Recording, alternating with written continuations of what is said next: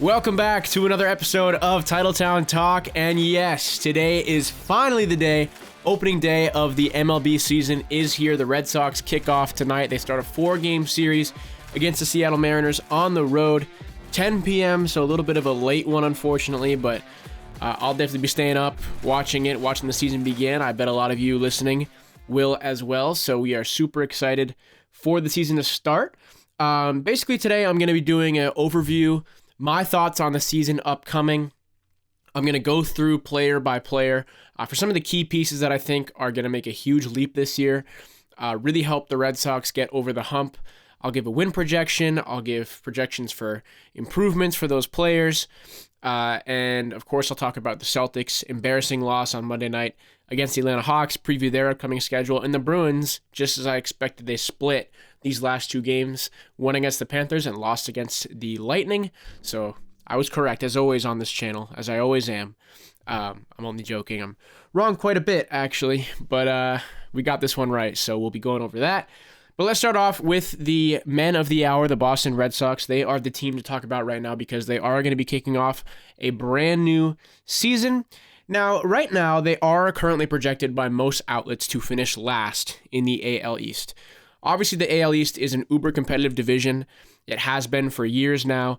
The Yankees are expected to win this division. They got some great acquisitions from Juan Soto, who is the big one that they got. Aaron Judge, obviously, coming back. So you have a great roster of players. I expect the Yankees to win the division. I do. But after that, I think, a lot of these teams in the AL East, the Orioles, the Rays, the Blue Jays, the other 3 teams besides the Red Sox and the Yankees, I don't quite know where they're going to finish this season because they still have good rosters, but I could see it going either way. I could see them being good, and I can see them falling off from last year as well. The Red Sox, on the other hand, despite what I've said on this podcast before about frustrations with John Henry and the way he's handled the roster and, the lack of true star firepower, right? The Red Sox don't have, that guy besides Rafael Devers, but he's fallen off slightly, which I'll talk about a little bit later. They don't have like that, top 10, top 5 player that's going to really just take you to new heights like an Aaron Judge or a Shohei Ohtani, or, a Juan Soto or a Freddie Freeman, you know what I mean? I named 2 Dodgers players and 2 Yankees players. But regardless, they don't have like that one player who's really going to take you far as of now. I think that player could emerge this season. I think Rafael Devers could be that guy. He is the face of the franchise right now. There's some other guys that I think could rise up to that category of potentially having the best season on the Red Sox this year. But we will get into all of that. The problem with the Red Sox is always going to be pitching this season. The Red Sox brought in Lucas Giolito. He was going to be a really solid starter for them. Unfortunately, UCL injury, he's probably not going to play for the whole season. Major blow to the hopes that a lot of fans had that this would actually be a more solid, more well-rounded pitching rotation. A lot of people thought they were going to bring in Jordan Montgomery. Well, now he signed with the Diamondbacks yesterday. Very unfortunate because he was going to be another really solid left-hander for the Red Sox. There was a lot of buzz about them maybe going after him. But they are sticking with what they have on the pitching side, which I don't think is the worst thing in the world. I think that the Red Sox pitching actually has a chance to be decent this year because you have some young guys that could potentially emerge, which I will, again, get into in just a few minutes.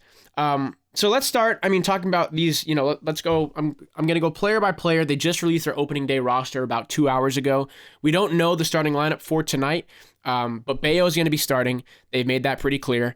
And Bayo is going to be, I think, the main guy for the Red Sox moving forward. Regardless, I'm going to start at the top of the roster. The best player overall is still Rafael Devers until further notice. 157 hits, 33 home runs last season. Both of those metrics led the team.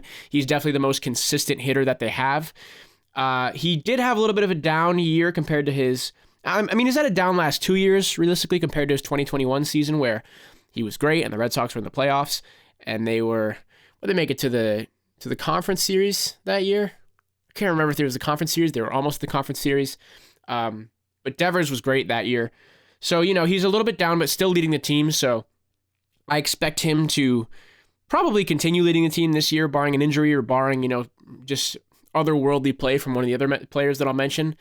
But the one thing that I want him to be better at is his batting average. He had a .271, which was just third on the team. So if he could get that up a little bit, he could definitely get into, some of those more upper echelon numbers in terms of his home runs, his RBIs, his hits, his runs. And, Rafi's still 27 years old. He's still young. This is 27 is the age where you're really, in my opinion, entering your prime. So hopefully we see that. Hopefully we see, him coming out, having a really good start to the season and just carrying it out all the way through. I wouldn't be surprised if he really emerged this year as one of the greats, not just on the Red Sox, but one of the greats in the league. I think he has that talent. So do the Red Sox. Obviously, he's the highest paid player on their roster. So I expect him to do really good things this season, really carry the Red Sox. Moving on down the list, I think the second best player this year is between two really, really strong candidates. And the first one is Masataka Yoshida, who had a really strong first half of the campaign last year, sort of dipped as it went on, which is the inverse of the other guy that I'll talk about next, who I think also has a chance of being the second best player on the team this year. But Masataka Yoshida has no reason to be bad this year. He had really, really decent numbers last year, 155 hits, 72 RBI, 15 home runs, which isn't great. He was fifth on the team in that metric, but he should still continue to improve. I think he has that real possibility, like I mentioned, to be the best player on the team. He was great, especially, like I said, the first half last year. He was clutch. He had a really good on base percentage. I expect him to really make a push at Devers for that best player spot. Honestly, I do. I think he's going to be better. He's had 1 year to adjust in the majors. He obviously played he's played in Japan before he came to the MLB. So I expect him to continue his success from last year, keep building off of that. And I don't see why he couldn't do that. But the run for second best player, he might be slightly edged out by Tristan Casas. Now, Tristan Casas was third last year in the AL Rookie of the Year race. The second half of his career, he was just lightning hot, really ever since the All-Star break until he ended up getting an aggravated shoulder injury. In middle of September, they shut his season down. If he had played for that last month, he might have won it, honestly. But also the first half of his campaign was filled with some inconsistency. But he really, really figured it out. He became better as the season progressed, where Masataka Yoshida became not really worse, because he wasn't bad by any stretch, but he wasn't as, good. He was getting Rookie of the Year talks for the first half of the season, and then it sort of fell off as the second half continued. And Tristan Casas sort of took that role as, okay, maybe this guy's a Rookie of the Year. He didn't end up winning it, obviously. But he came in third, so, that's pretty good. He was definitely a bright spot for the team last year, in a year where, it's still kind of a building year. They didn't make the playoffs. It became clear as the year was sort of going on that they weren't going to make the playoffs. So I expect Casas to really shine this year at that first base spot. I couldn't imagine why he's not going to be good. He's still young. He's only a year older than me, born in 2000. So I expect great things from him. I think he is. He was definitely a hyped up prospect heading into last year. And at first we're thinking maybe, this is looking a little rough, but he definitely proved the doubters wrong, had a great second half of that campaign. And I expect him to continue that momentum. He's looked good in spring training. So I think he has all the potential to be a great on this team this year, to really get the Red Sox some wins. Trevor Story is obviously the X factor here. Now, he's had some significant injury times throughout his career with the Red Sox. Injury times. I meant injury troubles. He's had significant injury troubles throughout the year. But if he doesn't miss time, he's looked really good in spring training. He's obviously had a very illustrious career. He was with the Colorado Rockies before the Red Sox. And he was great with them. When the Red Sox traded for him, that was their, really big, okay, they're bringing in this guy. They were coming off of that big playoff run, so, bolstering their roster. Hasn't quite shaped up the way that they wanted it to so far because of injuries, but when he's been on the field, he's been good. So I expect him to, fingers crossed, if he can stay healthy, really contribute to this team. Obviously the Red Sox are, they parted with experienced veterans, Adam Duvall and Justin Turner, who were great for the Red Sox last season. So I expect Trevor Story to really fill in for the gap that those guys have left. And another guy is Tyler O'Neill, who they just brought in from the St. Louis Cardinals. Another great addition for the Red Sox. He's not like a big ticket name that a lot of people were hoping they would bring in. Some people were really hopeful that the Red Sox would bring in Shohei Ohtani. I had my doubts, but I really want it to happen because, the New Balance connections and the history of Fenway Park and all that. But I think he wants to be in a warmer spot, as we saw. And I don't think John Henry was willing to shell out that kind of cash for one player that the Dodgers ultimately gave him. So that didn't work out. But Tyler O'Neill is a solid player. I think he'll have a solid season with the Red Sox. I anticipate him slotting into the starting lineup tonight. So we will see. I'm just excited for tonight because it's going to be, obviously the first real test of what these guys can do this season. I have my predictions for this series and for tonight's game, but I will get into that. But yeah, if Trevor Story can stay healthy, I think he's going to be a huge, huge boost to the Red Sox hitters. And Tyler O'Neill should be another great piece. Jarren Duran, top of the batting order for a lot of last year. He became really solid. He was sixth on the team in hits with 98. I anticipate him, sticking with that first in the batting order spot and continuing his success that he's had last year. He was an electric hitter. He's fast. I really anticipate him having an impact this year as well. So, like I said, the hitters have no reason why they shouldn't be good. Even losing Justin Turner and Adam Duvall, there's no reason why these guys shouldn't be able to consistently provide a good offense for the Red Sox. The defense is going to struggle, and not because of the fielding, but because of the pitching. And hopefully I'm wrong, and hopefully they don't struggle, and I have some cautious optimism that they will actually end up having a good season, led by Brayan Bello, who they just signed a 6-year extension. He's going to be here till 2030, obviously barring a trade, but $54 million. That's the type of money that, okay, they expect this guy to be the ace going forward. They're showing their confidence in him, and I don't see why he couldn't be their guy, couldn't be their main starter, their ace. I think he's easily the Red Sox most promising pitcher, their most promising young player. And, outside of Bello, they still have Nick Pivetta, who led the team in strikeouts last year with 183. He's, been with the Red Sox for a while. I expect him to be fine.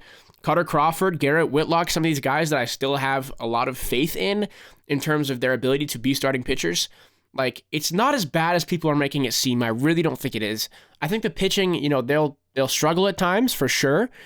They won't be, top in terms of metrics compared to other teams where they have, a better pitching rotation.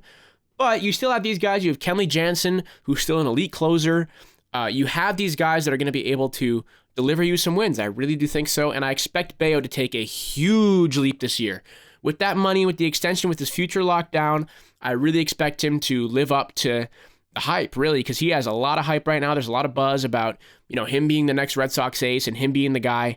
I'm happy with the Red Sox moving on from Chris Sale finally, because he just frankly didn't play, and frankly he was kind of like a elephant in the room for the bullpen because it's like, is he gonna play? Is he not gonna play? And these guys can't be confident. I feel like by trading Chris Sale and by giving Bello that extension, they're sort of handing him the keys to the bullpen and saying, okay, you're the guy that we're going to trust. You're the guy that's going to lead. And you're going to be our main starter that we're going to look for production from night in and night out. So I'm excited about Brayan Bello's season. I'm cautiously optimistic about the pitching, and I'm cautiously optimistic about the team. The hitting should be no problem at all. The Red Sox have good hitters. They have guys that are going to be able to get you points and runs. But the problem is the defense. Are they going to be able to hold off those teams like the Dodgers, the Yankees, who they're going to have to play a lot, obviously? Some of those high-powered offenses that they're going to be encountering. The answer is probably not, which is why they're probably not going to win a World Series this year. But I am very confident that the Red Sox can make the playoffs. I think they could be a 90-win team. I think that they could sneak in as a wild card spot, give a team some trouble in the wild card series. Maybe that's just me being a biased fan and just dreaming, but I really don't see why they couldn't do it because they have the talent to do it. Alex Cora, I still believe in him as a manager. I think he's a good manager. And I think the franchise is finally starting to take a new direction. I know people want John Henry to sell the team, but I don't think that's going to happen. So, you bring in a new GM. I think that the Red Sox could actually be good this year. I really do. Call me crazy. And, you never know what's going to happen with continued moves. Maybe as the deadline approaches, if they're sort of still in that wild card race, they'll make a splash.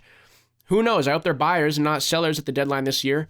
But obviously, we have a long way to go before that happens. For now, I'm hoping that the Red Sox can get off to a good start. It's a tough West Coast trip where they're going to have the Mariners, who are also looking to make the playoffs this year. I expect this series to be a split. For me, consider the Red Sox and the Mariners to be in the same sort of echelon, the same tier in terms of quality of the team. So I expect a split. However, I don't know why. I expect the Red Sox to win the opener. I really do. I think they've been hot through spring training. I think they're going to have confidence. They're going to have excitement, energy, and I really expect them to win tonight. I'll give it like a 5-4. It won't be a runaway by any means, but the Red Sox, I really think, should be able to take it home tonight. Start strong. I mean, how big would an opening night win be for the Red Sox? It'd be huge. So hopefully they can come back. Their home opener's on April 9th. They can come back from this West Coast trip. If they can win half of their games, I'll be very happy. If they can win more than half, I'll be ecstatic. And, come back to Fenway, get a really good run going in your home stands.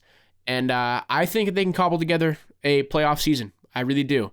We'll see what happens. We're going to be talking about the Red Sox a whole bunch on this podcast, as you would imagine, this summer, once the Celtics and Bruins season are over, and hopefully they're both champions of their respective leagues. Fingers crossed. That probably won't happen. But, we can dream that both the Celtics and the Bruins will win. The Red Sox will be a lot of what we focus on in the podcast this coming summer. I'm going to keep on rolling to the Celtics. I'm going to try to do this all in one take today because the Celtics, there's not much to talk about. There's only been one game this week. I will discuss it against my will. I mentioned earlier that I'm always right on this podcast. I was definitely wrong about this one. It was looking like I was going to be right. It was looking like it. I said the Celtics would win by 10 to 20, depending on who's playing. No Trae Young, no Sadiq Bey. The Hawks are riddled with injuries. When the starting lineups flash, I like to think of myself as an NBA expert. I feel like I know everyone in the NBA. When Vit Krejci popped up as the starting small forward for the Atlanta Hawks, I said, who the hell is that guy? I had no idea who he was. I guess he's a two-way player that's been up now. He played decently against the Celtics. I won't lie. He had a fine game. But yeah, it was a microcosm of all the things that has worried fans about the Boston Celtics throughout the past few seasons, and some of the things that have really bitten them in the butt and just been tough for them to shake. That's what this game was. I mean, the first half was incredible. They ran Jason Tatum at the point, which I thought was super interesting. It looked like it was working. They were up by 30 at one point in the second quarter. It was just absolute domination. You're thinking, okay, this might be another 50-point game. Their fourth one of the season. It might be, a Warriors situation again, where they just absolutely run this team to the ground on the road, which would have been very impressive. But obviously it didn't work out that way. Celtics ended up losing this one by 2 points. Yeah, they lost by 2 points at the end of the day, which was very tough to see.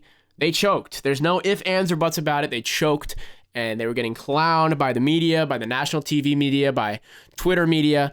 But the ironic part was that the next day, the Bucks choked a 19-point fourth quarter lead against the Lakers without LeBron, and you don't hear about it anywhere because they're not the Celtics. That is the absolutely brutal anti-Celtics agenda that the national media pushes, and it's very frustrating. But what are you going to do, right? It is what it is. Regardless, back into the game. The ball movement was great through that first quarter. The defensive intensity was great. I was really impressed with what I was seeing because Drew Holiday and Derek White weren't playing. So those are your guys, those are your two best defenders, and they're not playing, and still the defensive intensity was great. They were up 44-22 by the end of the first quarter. You're thinking, okay, smooth sailing the rest of the way through. But I think the players took the smooth sailing aspect of the game to heart. They did too much with it. They took their foot off the gas. And by the end of the second quarter, things were getting dicey. The Hawks made a run to cut it to 18 going into halftime. 18 points, you're still thinking, okay, you feel pretty good about it. But the third quarter, I mean, if you want to talk about the Celtics having bad third quarters this season, this was a microcosm of that. This was the ultimate bad third quarter where the Hawks were able to completely shrink that deficit. They were playing faster on offense. They were playing with more energy on defense. They were making their shots. They started to get hot from three, and the Celtics started to go ice cold from three. I think they only hit 1 3 in that third quarter, and the Hawks were just letting it fly. Everyone was hitting threes. I mean, Krejci was hitting threes. Garrison Matthews, the former Celtic for like 2 minutes, if you actually remember, he was on their summer league team a couple seasons ago. Garrison Matthews was hot. Capella started playing better in the paint. They started forcing turnovers on the Celtics, forcing them into stupid decisions. Now, the one thing I will say about their big run that they went on in that third quarter, now Joe Mazzulla didn't call a timeout. He let them sort of figure it out until the Hawks had cut it to 3, and at that point, the comeback is complete. When you trim an 18-point deficit to a 3-point deficit, the comeback's complete. The game is now wide open. Any team can win. I would have preferred that he called the timeout a little bit earlier. And I understand some people on Twitter saying, and I believe that Scal said it, like, Mazzulla's going to let them figure it out. Mazzulla's going to force them to figure it out on their own. You guys did this to yourself, and this is all you guys. And this mentality reminds me of what we saw a lot of last year from Joe Mazzulla. In the playoffs against Miami, he wouldn't call timeouts on big runs. In the playoffs against the other teams, he wouldn't call timeouts on big runs because he wanted the players to figure it out themselves. This is an issue that I thought we got rid of this season. I don't care if you think that the players should be able to figure this out on their own. That is ridiculous. If the players are going to figure this out on their own and they're going to, this is up to you guys. You guys got yourself in this situation. You can figure it out. Why does Joe Mazzulla have a job? Why is there a coaching staff? What is the point of having coaches sit on the sideline if they're just going to let your players just completely falter and choke a game like that? What's the point? You call a timeout to help your team succeed, to stop the momentum from another team, draw up a play, get your team back into it. What is the point of a coaching staff if they're not going to do that?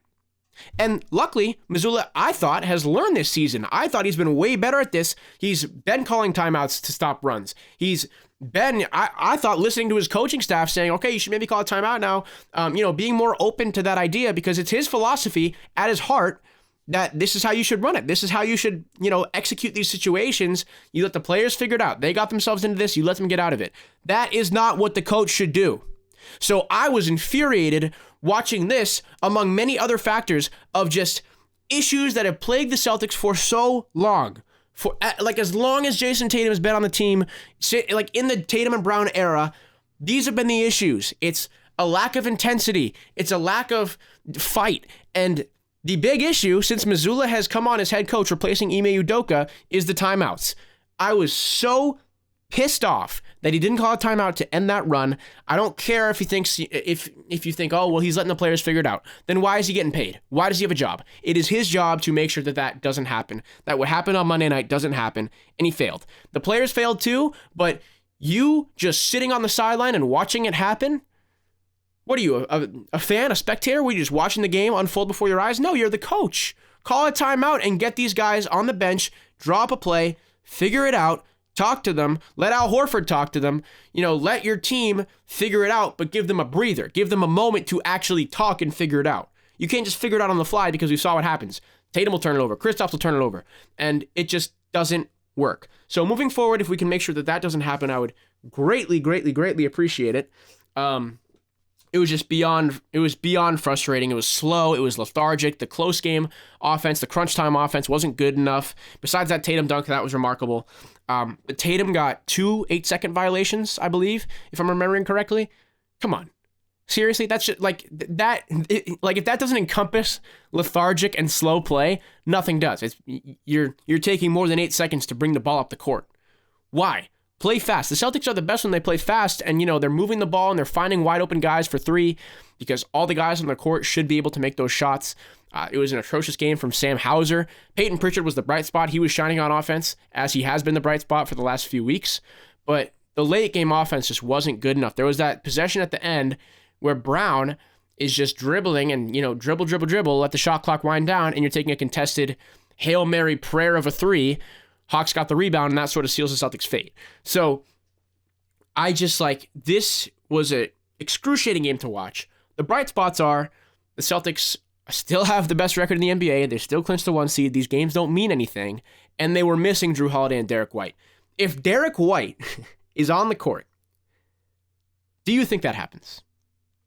Not a chance. And this has made me think over the last few days, is Derek White the most valuable player for the Celtics in terms of winning? You might think that's a crazy idea, and you might call me crazy, say, no, it's Jason Tatum, it's Jaylen Brown, it's Kristaps even.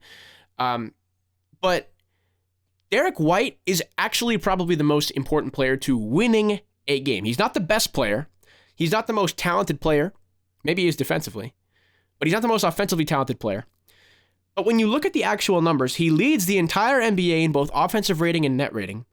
He leads the NBA in blocks for guards by about 20. I think he's up 19 on Alex Caruso. He has made clutch play after clutch play, and I'm not just talking about last season, his whole routine, forcing Game 7 against Miami with the putback. But if you think about games that have been close this season, there were the 2 against Toronto, both Derek White hitting clutch shots. I feel like he's always the guy to get the team focused. The game against New Orleans, he got hot in the fourth quarter and Celtics were able to come back. Like, Derek White is the guy, and when Marcus Smart left, I think a lot of people were concerned about the hustle and the energy of the team and where are they going to get that heart from. Derek White and Peyton Pritchard, I'll give credit to Peyton Pritchard as well.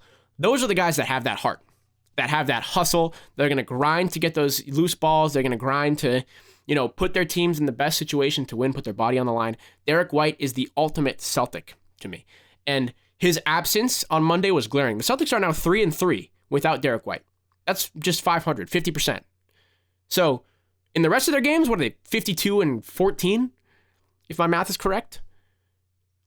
That's an impact, right? Because, yes, it's not just Derek White who's leading to those wins. It's a whole team effort. But 50% compared to the Celtics' breathtaking regular season record, like, Derek White, you actually could make the case that he is the most impactful player on the team. He's not going to get you the most points. He's not going to make the All-NBA team, but he's going to help you win games. And I think more so than the other players. Regardless, let's get back on track here. I'm sure a lot of you are throwing things or wanting to throw things at my head for saying that, but I really do believe that. Regardless, back to the game. Tonight they have a rematch against the Hawks. The Hawks actually played the Trailblazers last night, so they're coming off of a back-to-back. That's really weird. I don't recall many situations like that where you have a back-to-back against a team. It's not actually a back-to-back, like a nightly back-to-back. You're playing the same team twice in a row, but it's Monday and Thursday, so you have 2 days off in between, and the other team plays a game in between those two games. That's very bizarre. Regardless, I don't know who's going to be suiting up for the Hawks tonight. I know DeJounte Murray was questionable coming in last night, so maybe he sits. Regardless, I expect the Celtics to win this game by 30+. I really do, because I think that they're going to bounce back. They're going to be embarrassed after what happened on Monday, and they're going to play with that tenacity, that heart. Derek White's coming back. Drew is questionable. He might make his long-awaited return.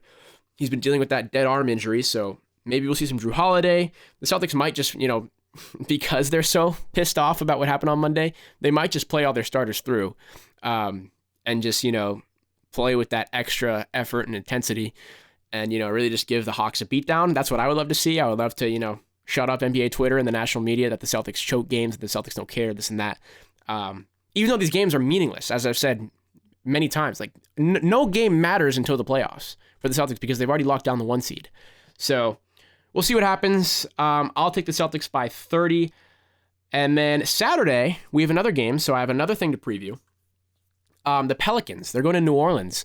As I mentioned a little bit earlier, the last time the Celtics played New Orleans, it was a very tight game. So, the Pelicans were up for most of the game until the Celtics really had a hot fourth quarter. Jason Tatum and Derek White got hot, and they pushed the Celtics past that team. I would expect this one to be very narrow as well for a variety of reasons. Now, the Pelicans don't have Brandon Ingram, but I can't imagine the Celtics will roll out their starting five. Their starting five and their six-man Al Horford. I anticipate one or two of them will be out. So I think it'll be a tight game, and the Pelicans also want this game a lot more than the Celtics do because they're still fighting for their playoff seed. I think they're fifth right now in the West. So they're, they don't want to drop into that play-in territory or even drop to the 6th seed. So they're going to want to be hanging out in that 4-5 range is realistic for them. So hopefully they'll be able to, not hopefully for Celtics fans, but hopefully for them, they'll be able to pull that one out. So I think they're going to want it more than the Celtics. Zion did really well last time against the Celtics. He just cooked. I mean, it's tough when you have someone who's that big and that strong. The Celtics had trouble matching his physicality, but they also had trouble. I mean, Brandon Ingram was on fire for most of that game. So we'll see if they can pull it out. I anticipate a really narrow Celtics victory as long as they have like 3 starters playing. If it goes down to 2, I still wouldn't be surprised if the Celtics won, but I also wouldn't be surprised either way. Even if the Celtics end up playing all 5 of their starters and Al Horford plays, I wouldn't be surprised if the Pelicans did win it out because they're going to want it more. They're going to be playing with more intensity. They're on their home court. So we'll see. I'll take the Celtics winning that one very closely by a slim margin of single digits. Yeah, I'll take a single-digit Celtics win. Moving on, let's talk about the Bruins. I was correct. As I mentioned at the top of the podcast, I was correct about this one. I said they would split and beat the Panthers and lose to the Lightning. They had an away game back-to-back Tuesday night and Wednesday night. Let's first talk about the Panthers, where they won 4-3. This and the Lightning game, I'll say both of them, were playoff atmospheres, for sure. These felt like playoff games, both of them. We are getting down to that final stretch, and the race, unlike in the NBA, the race for the 1 seed is very tight between the Bruins and the Panthers right now, but there are other teams that can creep up into that conversation depending on how the rest of the season goes for those 2 teams at the top. The playoff race is tight for seeding-wise, and across the league it's tight. So these games are starting to get very intense. The Panthers game, this was the most proud I've been watching the Bruins in a regular season game this year. Like this, I'm trying to think if I have another game where I felt like this proud of them. They were able to just bounce back from adversity and show resilience. The whole game, it was a bounce back atmosphere because the Panthers scored really quick within like the first half a minute, like 30 seconds. Rodriguez was able to find the net. It was sloppy. It was a sloppy game from Swayman, but they were able to find the back of the net, and the Bruins are down 1-0 in the first period. So it's bounce back. It's the ability to fight through it, and that's what they did. McAvoy equalized. He had a great shot at the top corner right before the first period ended, but guess what happens just a minute later, before the buzzer sounds at the end of the first period? Reinhart was able to score just a minute later with a minute left in the first period. So you go into the first intermission down 2-1, and thinking you can't catch a break. And this is, I feel like a lot of the times during the season, this is the time where I would see the Bruins just give up and just flop when they're in these situations where they feel like they just can't catch a break. Like their offense can produce something, but the defense will let in a goal. So I am proud that they were able to stick this one out. Like the first 2 Panthers goals were sloppy also. Like they weren't like great shots by any means. It was kind of like messy goals, like, piled up in front of the net. So for me, I was very happy with the Bruins' performance, and I think that the fans were too. I feel like the Bruins definitely had some extra juice and some motivation because of how the Panthers series played out last year in the first round of the playoffs, when the Bruins had that tremendous regular season and then lost in the first round.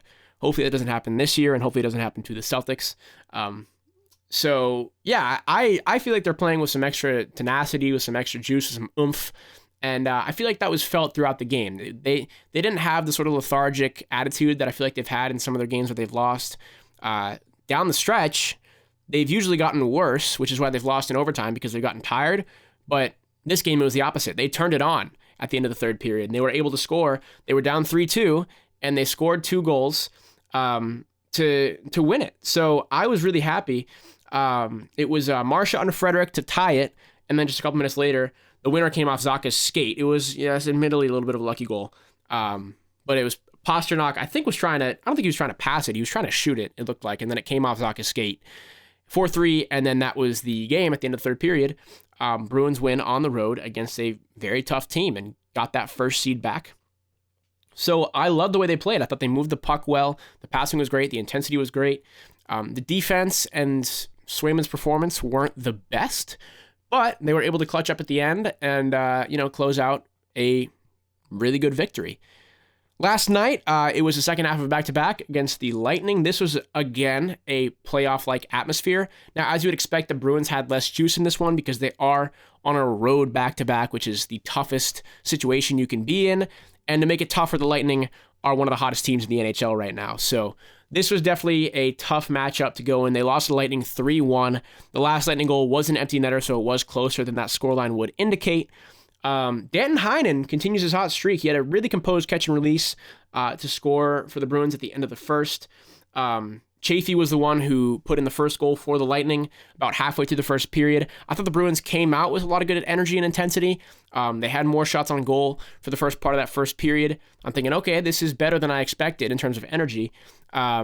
but they faltered about halfway through. They got tired, and Chafee was able to score.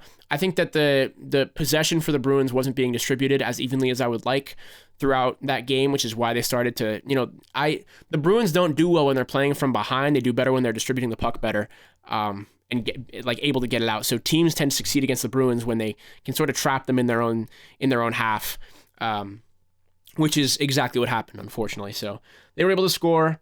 Then Point sneaks in a wraparound halfway through the second, gives the Lightning the lead, and the Bruins had their chances, but they just couldn't capitalize, I thought. It was just disappointing. The Lightning did have a goal that was disallowed at the beginning of the third period, so it was 3-1, and then they brought it back to 2-1, so I thought that would give the Bruins a spark, but it just wasn't there, and I understand why it wasn't there, because you're going against a great team. It's the second night of a back-to-back on the road, so I will give them a pass for this one, but I am concerned that they've only beaten the Lightning once this year, because that's another potential playoff opponent. So I don't know. I could see it happening that way. Hopefully it doesn't, and hopefully the Bruins, will be able to handily defeat any playoff opponent that they come against. But I am worried about some of these guys that they've faced, the Lightning, the Rangers, that they haven't had that much success with this season. So we'll see how that all shapes out. But, it's a tough win. I'll give them a break. It's a tough loss, rather. I'll give them a break for it. Next up is another tough match. They get 2 nights off, luckily, but then they're heading to D.C. to face the Washington Capitals, who are riding a 3-game win streak, and they've only lost 1 of their last 7. So the Lightning and the Capitals, 2 of the NHL's hottest teams right now. This will be another tough one. You got to watch out. The Capitals have a really good team, I think. I think they're underrated. Obviously, they have Ovechkin, who is one of the best players still in the NHL. So, this will definitely be a tough matchup. My one saving grace is that the Bruins will have some rest. But this is another team that is going to be a very tough challenge for them. So hopefully they can pull it out. Hopefully I'm wrong, and they'll have that juice, they'll have that energy because they got 2 nights off rest, and they'll be able to pull it out. But I anticipate a loss 3-1 because I think they're going to be coming into a really hostile environment in DC, and DC looks really good right now.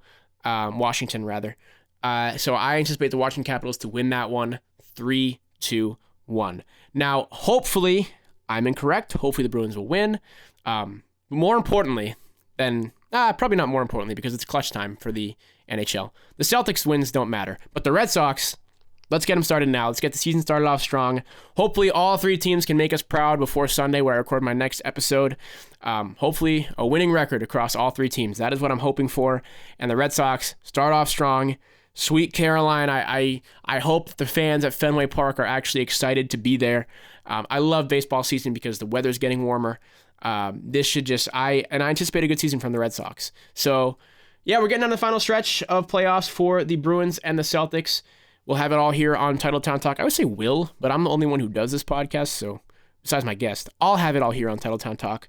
Hopefully, fingers crossed, we should have Tony Maserati from Felger and Maz on the next episode on Sunday. Great opportunity there, so definitely make sure to tune into that. We'll be talking about the Patriots, the Celtics. Maybe he'll have some input on the Red Sox season. Who knows? We'll see. But stay tuned for that. In the meantime, good luck to the Red Sox, the Celtics, and the Bruins. As always, I'm your host, Jackson Tolliver. This is Titletown Talk. Thanks so much for tuning in. I'll see you on Sunday.